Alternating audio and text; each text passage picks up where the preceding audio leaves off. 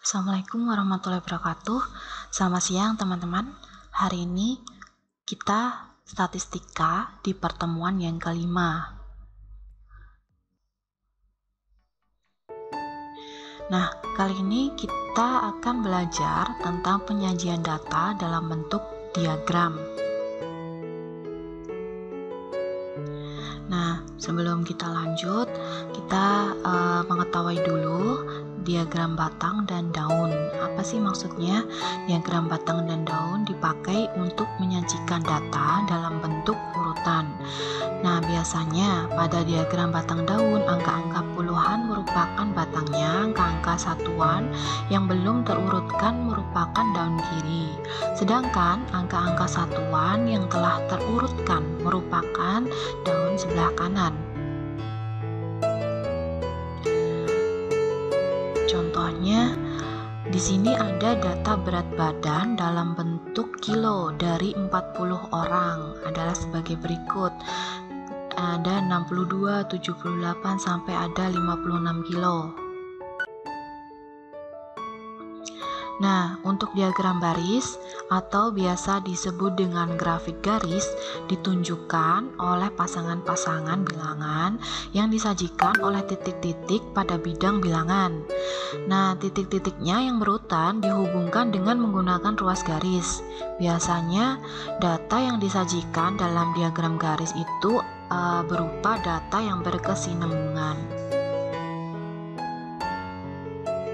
Contohnya, berat badan seorang bayi ditunjukkan oleh tabel berikut ini. Pada bulan pertama nih, dia bayi itu beratnya 2,9 kilo.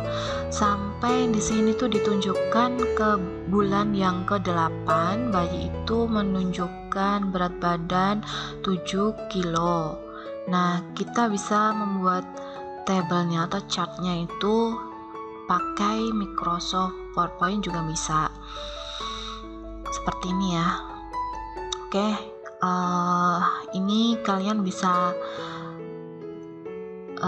membuat tabel dengan isian umur dan berat. Lalu kalian bisa klik insert, lalu pilih chart, lalu pilih line seperti ini ya, line. Lalu kita pilih line with marker, lalu kita klik OK. Nah, nanti akan muncul seperti ini. Jika kalian misalkan pilih tabel yang lain, di sini juga banyak pilihannya. Nah, kali ini saya mencontohkan menggunakan line with marker. Contoh diagram garis yang lain, di sini ada fluktuasi suatu nilai tukar rupiah terhadap dolar Amerika dari tanggal 18 Februari sampai dengan 22 Februari 2021. Ditunjukkan tabel berikut ini. Di sini ada kurs beli pada tanggal 18 Februari yaitu sekitar 9.091, sedangkan kurs jualnya 9.181. Nah, di sini sampai tanggal 22 Februari kurs belinya 9.129, sedangkan kurs jualnya di 9.221. Nah, bentuk chartnya seperti ini. Kita bisa membuat chart juga. Langkahnya seperti sebelumnya, kalian buat tabel dengan isian kurs beli dan kurs jual. Lalu kalian bisa klik insert di sini. Lalu kita pilih chart, lalu pilih line. Nah, setelah itu pilih line with marker, lalu klik OK. Selanjutnya, di sini ada diagram batang. Diagram batang maksudnya menyajikan data dengan batang-batang yang tegak atau mendatar yang sama lebarnya. Antara batang yang satu dengan batang yang lainnya tidak saling berhimpitan. Diagram batang dapat berdimensi 2 dan dapat pula berdimensi 3. Contoh, di sini ada banyaknya lulusan SLTP atau SMPA selama 5 tahun. Ada tahun laki-laki, perempuan, jumlah di sini tahun 1991 sampai 1995 sampai jumlahnya di sini juga dijelaskan. Nah, berikut diagram batangnya. Untuk membuat diagram batang seperti ini, langkahnya kalian bisa buat tabel dengan seperti contoh tabel sebelumnya. Lalu kalian bisa klik insert, lalu pilih chart, lalu pilih kolom di sini ya, kolom, lalu pilih yang 3 dimensi cluster kolom, lalu pilih OK. Baik, kita lanjut. Diagram lingkaran. Diagram lingkaran menggunakan daerah lingkaran untuk menunjukkan suatu keseluruhan atau sejumlah semua nilai atau ukuran. Bagian-bagian dari daerah lingkaran menunjukkan bagian-bagian atau persen dari keseluruhan. Luas suatu bagian menunjukkan banyaknya ukuran. Contohnya, kegiatan seorang anak selama 24 jam adalah sebagai berikut. Bekerja membantu orang tua selama 2 jam, bermain selama 4 jam, belajar termasuk di sekolah selama 8 jam, tidurnya itu selama 8 jam, dan kegiatan lain-lainnya selama 2 jam. Nah, dari contoh berikut ini, kita akan membentuk diagram lingkaran. Menggunakan rumus berikut ini untuk membuat diagram pie atau diagram lingkaran. Nah, di sini kita bisa lihat untuk belajar sendiri nih warna merah sebanyak 33%. Ini didapat dari rumus sebelumnya yang sudah saya jelaskan. Lalu untuk tidur ini sebanyak 33%, lalu yang bermain sebanyak 16,7%, lalu bekerja 8,3%, dan lain-lainnya sebanyak 83%. Baik, selanjutnya kita akan belajar tentang distribusi frekuensi. Kali ini kita akan menggunakan Microsoft Excel. Baik, langsung saja kita di Microsoft Excel. Di sini tabel distribusi frekuensi ini tuh merupakan penyajian data yang tersusun berdasarkan kelas-kelasnya atau kelompok data yang terbentuk. Oke, jadi di sini kita akan belajar statistik. Misalkan di sini ada data 60 sampai 96.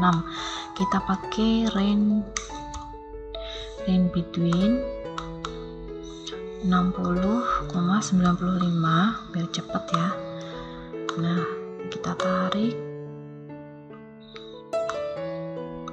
Oke, di sini kira-kira ada data seperti ini dalam bentuk tabel.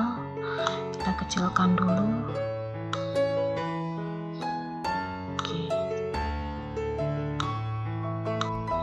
Lalu selanjutnya, sebelum kita melangkah lebih jauh, di sini kan di dalam tabel masih ada formulanya. Nah, kita akan menghapus formula-formula berikut ini supaya menjadi angka biasa.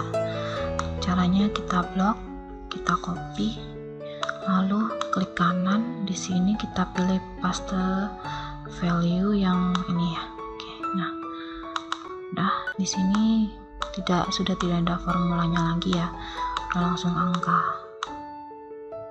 Selanjutnya kita akan mengetahui dulu jumlah datanya. Kita memakai simbol N. Di sini memakai rumus count A. Kita blok saja semuanya, lalu enter. Lalu kita akan menghitung berapa sih nilai terbesar dan nilai terkecil dari tabel berikut. Max cukup gampang, caranya yaitu max, kita blok, enter. Lalu untuk minnya kita sama dengan min, lalu kita blok juga.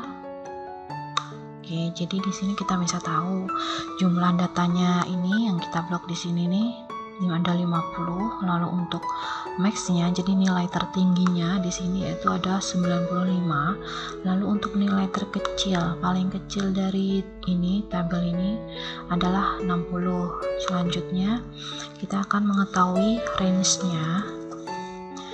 Gampang sekali, sama dengan nilai terbesar dikurangi dengan nilai terkecil. Nah, range-nya di sini adalah 35. Selanjutnya kita akan mencari kelasnya. Kali ini memakai simbol K. Untuk rumusnya 1 tambah 3,32 dikali dengan log n. Log n nya berapa? 50. Enter. Nah, ketika muncul begini, kita klik yes. Baik, selanjutnya kita akan mencari panjangnya menggunakan rumus range dibagi dengan kelas. Hasilnya 5,2679 itu bisa dibulatkan menjadi 5. Lalu yang kelasnya ini juga bisa dibulatkan menjadi 6,7 atau 7. Selanjutnya kita akan membuat interval. Di sini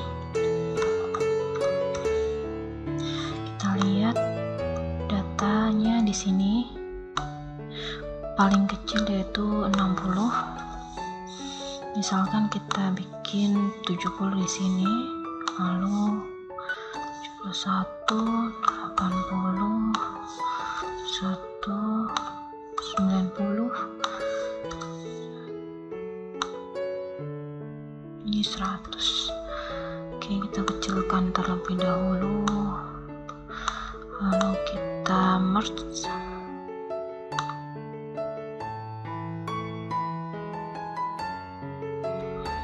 Selanjutnya kita akan mengetuai frekuensinya.